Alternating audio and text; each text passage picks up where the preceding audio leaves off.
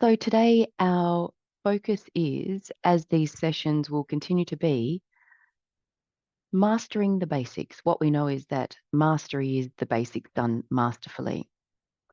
And the way of illumination is the straight and narrow. It's very definitive and absolute in the way that we must walk in order to know what it is that I am. And so we are going to kick off these additional Q&A sessions with one of the greatest hurdles that we face on this journey, and that is judging from appearances. So judge not from appearances is so critical. It's non-negotiable. It's not a suggestion. It's an absolute requirement because all judgment is self-judgment. So we need to get very, very clear what judgment is so that we can spot it, so that we have mindfulness rather than the mindlessness of the human way of living. There is only one self. What it is that I am is already fully, completely manifest here and now. In other words, heaven is here and now. And if I judge from appearances, it doesn't look like it. But what we know that judging indicates is the belief in being something that I'm not. It's misidentification. It's standing in the wrong seat. And so for those of us who are on this journey earnestly as mature truth aspirants, we must understand that judging from appearances is not a habit that gets undone now, it never gets picked up again. Judging indicates, it is clear evidence that we are standing in the wrong spot. To know the truth, you must be the truth. And so in judging not from appearances, we recognize, we acknowledge, and we embrace that only the truth is true, and the truth is the only thing that is real. All judgment is false. All judgment is belief-based, and there is no foundation, and therefore there is no existence. So what it is that appears as any sort of reality when we're on this journey is simply an indicator of our level of awareness. Whether that level of awareness is obscured with that only obstacle, that is the belief in personhood, that is the accepted assumption of a personal reality which has no existence whatsoever. So judging not from appearances gets even more relevant as we advance on this journey. It's got nothing to do with judging another. It's got nothing to do with judging anything that seems obvious. Ultimately, we have to be so masterful at recognizing the activity of judgment in mind and what it represents, because it's the thing that's keeping us from seeing that heaven actually is here and now. So, of course, judgment includes nothing of appearance, nothing that you think you see, which is just perception. We realize at this level of the journey that there is nothing that exists independently of itself. There is nothing to judge because it is all the self. And when we're engaged in judgment, we're judging the self as incomplete. So the obvious stuff, we want to get really clear about the obvious stuff. Anything that is of the world, anything that is of the sensory appearance of things, anything that is in the 3D realm. But what gets even more insidious for those who had advanced on this journey of discovering what it is that I really am is judging the journey itself. And I really want to speak to that today because this is a killer, a real killer that keeps you in the realm where death appears as some kind of reality. And it's just not the case. There is no reality to beginnings and endings whatsoever. There is no reality to a personal foundation. And so what we see so often that we need to overcome is that we judge God. We judge the experience of God We judge the journey of awakening. We want to know how we're going. We want to know where our awareness is at. And that's not our business. We need to get very clear that the way of the Christ message, or the way of self-illumination, or the way of life illumination, or truth illumination, the greatest discovery there ever is, which is know thyself, requires that we judge not and keep our mind focused on the rules. The Christ was here as the preeminent way shower, shall we say, who is telling us, what do we do? What do we do here? Well, we don't believe anything of appearance and keep our mind, keep our attention focused on the truth that I am right here and right now, that isness, this present moment, this beingness that is already here, fully fleshed out, fully manifested, is the only thing that is worthy of our attention. And all judgment is suggesting that my being is incomplete, that there's something wrong with my being, that which is nearer than breath and closer than hands and feet somehow is flawed when judgment is evidenced. And judgment is the ultimate distraction. It keeps us away from recognizing with persistent, committed clarity there is no foundation for error. There is no existence to any reality of error whatsoever. So judge not from appearances means we don't stop and judge what I think I'm experiencing, what I think I know, how I think I'm going. Why? Because I'm relying on a reference point of that which is finite awareness. That which is finite can never, ever, ever know that which is infinite. I'm basing my judgments on the personality that is like taking the entire universe and trying to condense it into a speck. That speck of awareness, and awareness being the acceptance of a personal reality, an acceptance of a sense of the whole. Life is evidence of the truth of infinity. But when we try and judge from our personal reference point, we have no capacity whatsoever. Judgment is a death wish.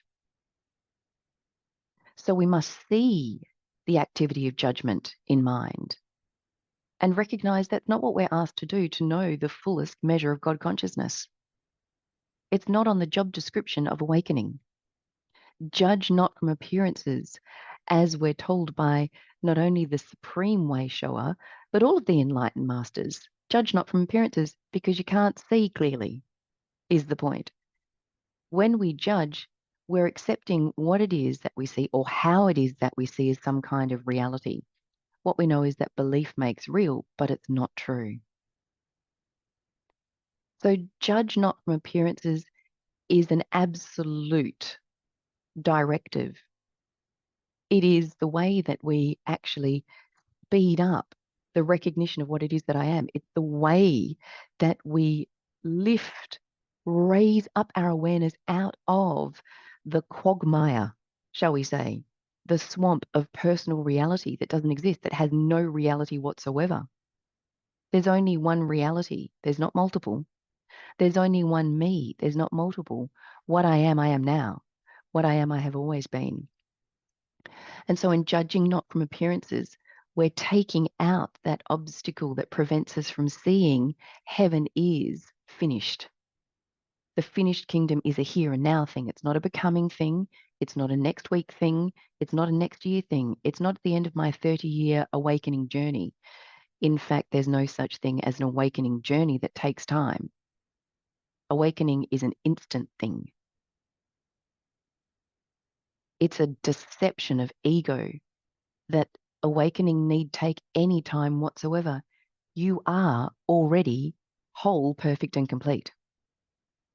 What seems to veil that from awareness is the accepted assumption of personal reality. And so, judge not from appearances is how we come to see and allow that light of true being to shine through, to keep us on track, to keep us walking that straight and narrow into ever increasing recognition and revelation of the infinite self, which isn't the personal self on a really good day. It's not your best day that you've had in your personal realm that was so fleeting and temporal. You're trying to recreate it. It has nothing to do with the personal self, and that's really the point of awakening. It is an assumption that we have a personal self at all. It is an assumption that persons exist, and it's not the case, which truth organically reveals. So we cannot judge from appearances in any way at all. Of course, this is tied in so intimately with taking thought, and we're told, don't do that either. Take no thought. We'll speak to that in a separate session. Of course, we've got dozens of these basics turned into mastery sessions that we'll be speaking to in these bonus sessions each week. But let's begin with the biggie, judge not from appearances, because I see this so often that we judge the God experience, that we judge what we think we should be feeling, that we judge what we think we should be seeing, that we judge without even seeing it. We must see it. We must see what we're doing. We must see where our attention is at, because we're asked in the most beautiful, loving way to keep our attention on the truth, to live by, embrace, embody as I am. Commandment number 1 and commandment number 2. They're really one and the same. Eyes on God. At no point was there an Appendix A in your job description to try and help God out by judging from appearances. This is why God is no lover of persons. Life is not interested in a personal reality because there is none. No person has any kind of reality. Reality is, absolutely. But we've got our attention in the wrong place to know the fullest measure of God consciousness, which of course is the fulfilled experience completely. Peace that passeth understanding, fulfillment and abundance, just as we were promised. The riches of the kingdom of heaven are given freely. The requirement, emptiness, receptivity, oneness. And so we stand in oneness when we relinquish the illusory, impossible identity of personhood.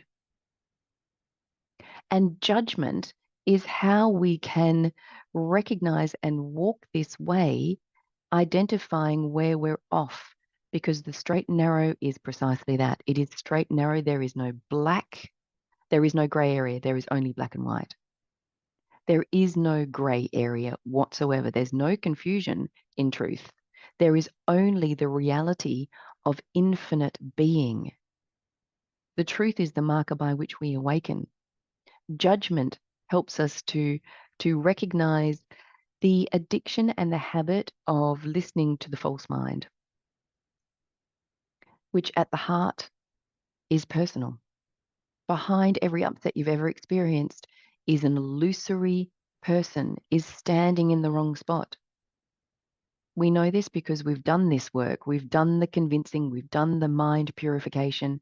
We are now here walking earnestly in the straight and narrow of truth, following the Christ message. It's just that it's filled with hurdles that are so difficult to see. We can't see our own blind spots. We require the immersion in truth, the vigilance for truth that's been spoken of in every authentic awakening tradition. You must be vigilant for the truth. In fact, judgment tells us that we're being vigilant for nonsense, for unreality, for the impossible. When we accept that there is something off, that's batting for nonsense. That's batting for insanity. There's no foundation to anything off. Which again is why we're told your way to know yourself, one in God, in full, complete, imperturbable, invulnerable, incorruptible glory and grace is to keep your eyes on God, is to know God is. Living by the law of omnipresence, as we so often speak about. And we'll hit that topic in these sessions as well. But judging not from appearances needs to be absolutely followed, not as a suggested, recommended action, but absolutely. Absolutely. There's no point, in fact, at which you do judge. Judgment dissolves entirely. It really is the case that the truth sets you free. You must be devoted to the truth and only the truth, and judge not from appearances, actually. Judge nothing from appearances at any point. You often hear me say that you don't just pause judging. Judgment has no place in reality. Judgment is actually just a symptom of the deceived mind. We were talking about this the other day, weren't we? That if you look up judgment, if you do a Dr. Google and check out what are the conversations about judgment going on at the level of insanity, the belief in personal reality, there's pages and pages and pages of don't judge anyone by their looks, which of course is nowhere near remotely close to the truth. It's light years away. It's fully in the dark. It's fully accepting personhood. So the extent of our judgment must be recognized. We judge not from the obvious appearances and the more subtle that become clear and obvious as we progress on this journey. Don't judge your experience. Only the truth is true. Whether you're aware of it or not, your business is simply raising your awareness and keeping it in the truth, as the truth, on the truth. And it's the truth that sets you free. It's the truth that does the work in the recesses of awareness to cleanse it of anything that is disbelief, misbelief, misperception. Isn't this the deal of the century? To give your attention to the truth and allow the truth to do all the work for you. But we must walk the right way because there is a right way and there is a wrong way. Any sense of personhood is an obstacle, that elusive, usually unseen obstacle that prevents us from absolute fulfillment, that cannot waver, absolute happiness that has no potential for anything else. Peace that passeth understanding, because it's just not understandable to the average mind that is under the spell of personhood. So I'm going to say it again before we take a few moments of contemplation and really flesh this out in Q&A. Judge not from appearances is not optional. It's a requirement to see that which already is. It just so happens that the isness, reality that is already present is finished, whole, and complete. You are finished, whole, and complete. You want for nothing in truth, in reality. You are the greatest treasure that has ever been or will ever be. The infinite and unconditional love that is you. For yours to simply give of and extend of is a present reality. And there is nothing else. So let's take some moments now to contemplate this. And then we will come back for no doubt a robust Q&A, which is why we have these additional sessions happening in the first place, because you want them.